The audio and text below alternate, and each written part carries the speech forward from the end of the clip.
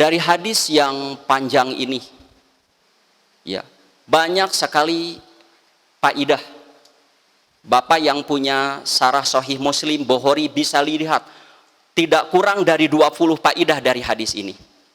Di antara faidah dari hadis ini, di antaranya orang yang ingin bertobat, orang yang ingin soleh, yang ingin mengubah hidup menjadi lebih baik, baik dalam urusan agama, ekonomi, sosial, apa saja.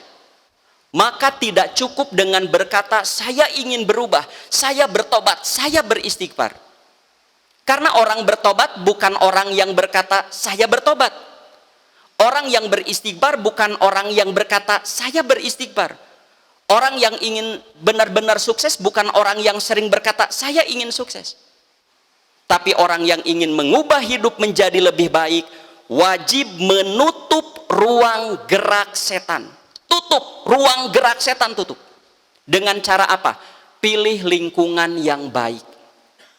Pilih teman sekerja yang baik, teman hidup yang baik, teman bergaul yang baik. Mengapa?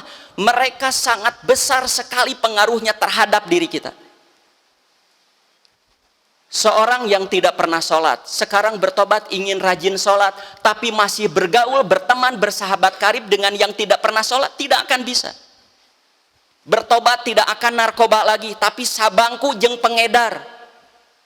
Main kesana kemari dengan pemadat nggak bisa. Istri bapak bertobat ingin berhijab syar'i, ingin soleh, tapi gaul dengan nubu bulucunan keneh moal tiasa. Mereka sangat besar sekali pengaruhnya. Bila ia sabar hidup bersama orang soleh, sabar jadi ahli masjid, sabar jadi ahli ngaji, sabar jadi orang jujur, itulah yang tidak akan diragukan lagi tobatnya diterima. Sesuai dengan nasihat Allah Subhanahu wa taala dalam Quran, wasbir nafsaka ma'alladzina yad'una rabbahum bil ghadati wal asi yuriduna wajhah. Bersabarlah kamu hidup bersama orang-orang yang selalu menyeru Tuhannya pada waktu pagi dan petang, yang mereka selalu mengharap keridhoannya. Barakallahu li wa lakum.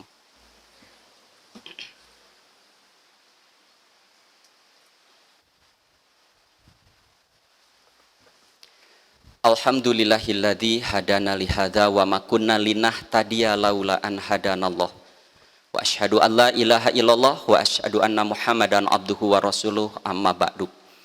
Hadirin ahli Jumat rahimakumullah. Bila ada seseorang, Pak, seseorang itu bisa kita, bisa istri kita, bisa anak kita, atau siapa saja. Tinggal di sebuah lingkungan. Lingkungan di sini mau rumah, mau kantor, mau desa, mau RT, mau RW, lingkungannya selalu menjadi penghalang untuk mencari kebaikan, lingkungan yang orang-orangnya selalu menjadi penghadang untuk menegakkan kebenaran, maka lingkungan itu akan merugikan dirinya sendiri. Bagaimanapun ia hidup di lingkungan yang seperti itu, tidak akan maksimal dalam melakukan kebaikan. Malah kalau terus-menerus ia berada di sana, tidak mustahil terkontaminasi, terbawa arus. Kalau lingkungannya lingkungan judi, nyabung ayam, tidak mustahil dia akan melakukan yang sama. Bila lingkungannya lingkungan korupsi, lingkungan suap, lingkungan tipu menipu, ya akan melakukan hal yang sama. Kalau lingkungannya lingkungan tahayul, syirik, sihir, tidak mustahil dia akan melakukan hal yang sama sampai matinya begitu. Kalau di akhirat dia berdalih di hadapan Allah, ya Allah, bukan tidak tahu aku ini haram, bukan aku tidak tahu ini haram, melanggar aturan, syirik, khurafat, tahayul. Saya seorang diri, saya tidak bisa berbuat banyak, lingkungan saya seperti itu. Alasan seperti itu tidak akan pernah diterima. Mengapa? Bukankah bumi Allah ini luas?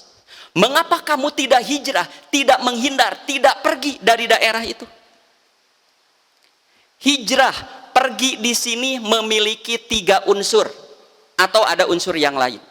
Unsur yang pertama yang terpenting adalah cari guru yang mursyid, guru yang benar-benar mengetahui seluk-beluk syariat. Kita ingin soleh tidak bisa sendiri, harus dipandu oleh guru. Kedua, amalkan ilmu yang diajarkan guru selama sesuai syariat. Ketiga, tetap rajin tolab ilmu dimanapun, di berbagai macam guru untuk diamalkan. Unsur yang berikutnya, cari lingkungan yang baik, teman sekerja yang baik, dan segala teman yang baik. Hadirin ikhwatu iman rahimakumullah. Di antara pertanyaan malaikat maut kepada orang yang sakaratul maut adalah fima kuntum. Yang artinya, dalam keadaan apa kamu mati? Bila ada orang mati dalam keadaan jarum suntik narkoba berada di tangannya. Terbayang oleh Bapak, dalam kebiasaan apa dia hidup? Ada orang mati dalam keadaan sedang menegak botol minuman keras. Terbayang sehari-harinya bagaimana dia? Mati sedang nyabung ayam, mati sedangkan uang rakyat sedang berada di sakunya. Terbayang sehari-harinya bagaimana?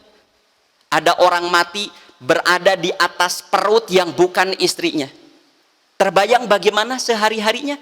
Malaikat akan bertanya kepada orang yang mati seperti itu, fima kuntum, mengapa kamu mati dalam keadaan seperti ini? Bila mereka menjawab seperti jawaban tadi, bukan aku tidak tahu ini haram, melanggar aturan, berdosa, saya seorang diri, saya tidak bisa berbuat banyak, lingkungan saya seperti ini.